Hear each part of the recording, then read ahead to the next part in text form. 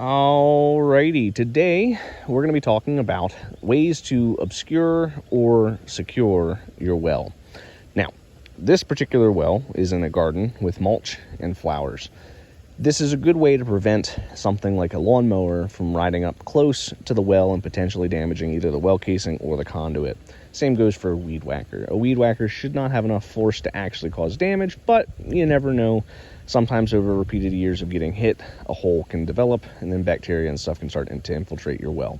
So if you're going to do a garden, just make sure that whatever plants you put in there are small little flowers just like this. Nothing like a giant pine tree or any kind of large tree type plant. Another thing to consider is not putting anything that's got thorns. At some point in the life of this well, someone's going to have to pull the pump or do some kind of repair work to the well itself. Putting a rose bush or a holly tree next to the well kind of sucks for whoever's going to be working on it, and it will very likely be cut down so they don't get stuck. But let's say you don't want to do a mulch bed with flowers. Another way that you could conceal or protect the well casing would be with a wishing well, whether it be a wooden structure that you buy pre-made from Home Depot or like a farmer's market, or it be one that you build yourself. People can get very creative with the ornate ways that they will obscure and hide the well. Now, another way that you could consider covering the well would be a well rock. Those are those large gray rocks that you'll see randomly in people's front yards or backyards. Usually they're covering the septic system or they're covering the well. I'm not a huge fan of a well rock on a well. The reason why is I will generally start to see a lot more ants and bugs starting to live underneath of those rocks. So it's a good idea, in my opinion, to have something that's a little bit more open, so that way the ant colonies don't work their way up and into the vent holes on the lid. These kind of lids will actually have a vent on the right side of the cap, which we will be able to see right over here.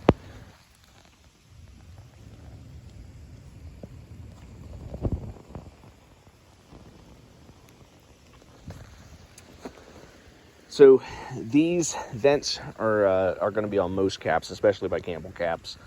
This is a small screen, an ant can fit, so you just want to be careful. One thing to also note whenever you have a well is where's the road and driveway. So we have a roundabout for a cul-de-sac over here, probably about 20 foot from the well.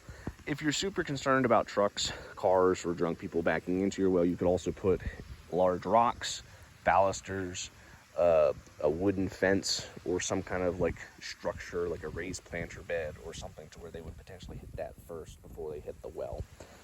Whatever you do should be removable. So like if you make a stamped concrete pad or some kind of asphalt structure, there's equipment and stuff that you need to get to below the surface on this well. So if you make it to where you can't get to it easily, you're going to increase the cost of repair. So just make sure whatever you put around here, you don't get sentimentally attached to, and it is easily removable and cheap enough to replace if need be, just in case the pitless adapter decides to go bad on you.